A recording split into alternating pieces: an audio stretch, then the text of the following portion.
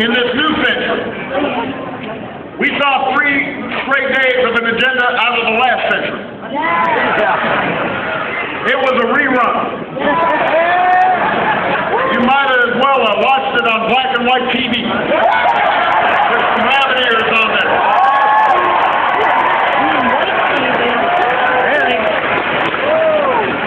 Should have been on Nick at Night.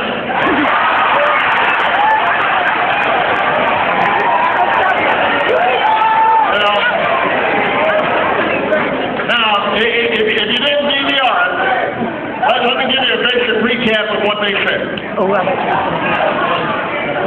The economy's bad. It's all Obama's fault. And Governor Romney has the secret to creating jobs and growing the economy. That's a basic summary. They spent the most time on me. They were talking about me. And there was a lot of hard truths and old choices, they said, but nobody ever bothered to tell you what they really were. And when Governor Romney had his chance to let you in on the secret sauce of job creation, he did not offer you a single new idea. It was just a retread of the same old policies that have been sticking it to the middle class for years. And then, after the convention, Governor Romney came here to Ohio. And he said he's going to be the coach that leads America to a winning season.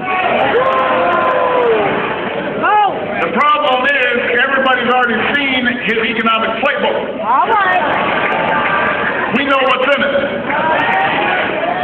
On first down, he hikes taxes on by nearly $2,000 on the average family with kids in order to pay for a massive tax cut for multimillionaires. That's on first down. Sounds like unnecessary roughness to me.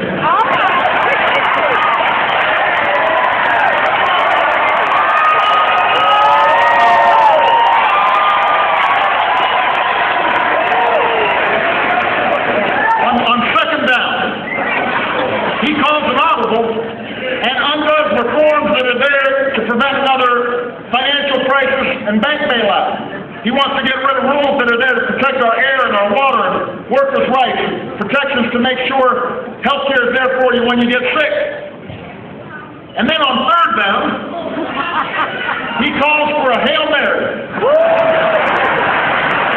Ending Medicare as we know it by giving seniors a voucher that leaves them to pay any additional costs out of their pocket.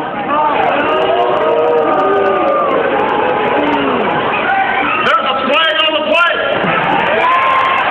Cost of up to an additional $6,400 a year for the same benefits you get now. That's their playbook. That's their economic plan. And I've got one piece of advice for you about the Romney-Ryan game plan, Ohio. Punt it away. It won't work. It won't win the game. You don't need that, coach. That's a losing season. Now, there was one person at Governor Romney's convention last week who wasn't entirely on script.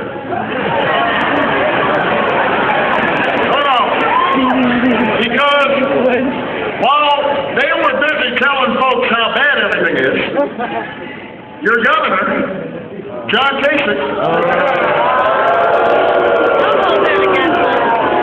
no proof. We didn't vote.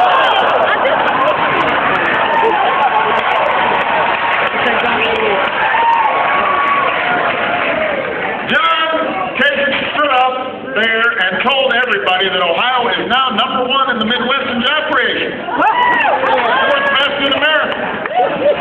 Which, got folks kind of confused because it's all Obama's fault and nothing's going right. What's going on in Ohio?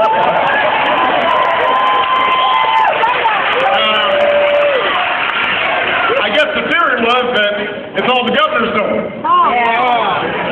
But I think we need to refresh his memory.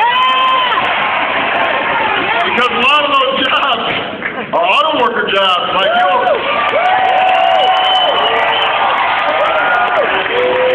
The American auto industry supports 1 in 8 jobs in this state.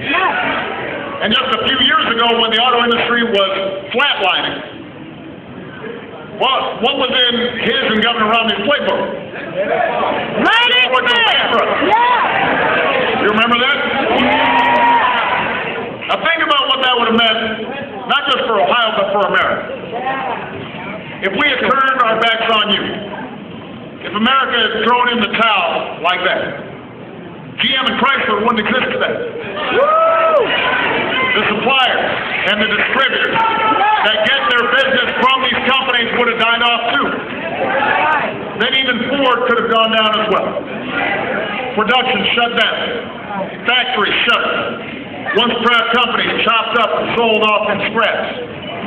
And all of you, the men and women who built these companies with your own hands, you would have been benched for good. Oh, yeah. That's not a good plan. Yeah. We didn't run that plan. More than 1 million Americans across the country would have lost their jobs in the middle of the worst economic crisis since the Great Depression. Right. In communities across the Midwest, it would have been another Great Depression. It already was. It just ain't common. And it's not just the workers themselves. Think about everybody who depends on you.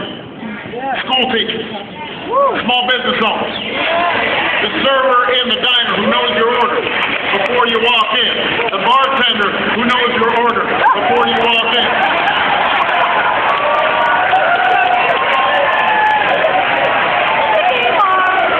Their livelihoods were at stake as well. And so was something else.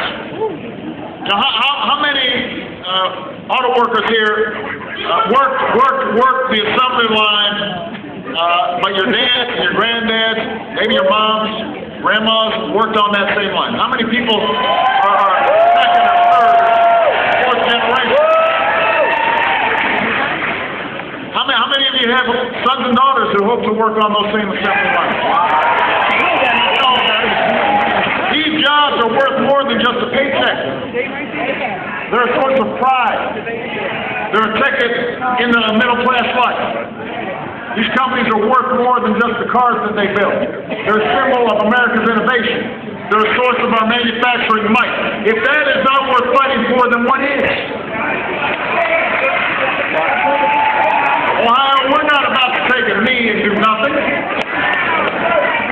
We weren't going to give up on your jobs and your families and your communities.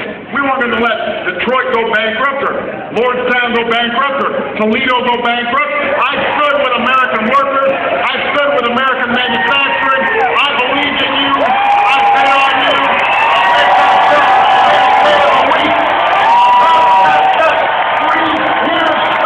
That bet is paying off for America.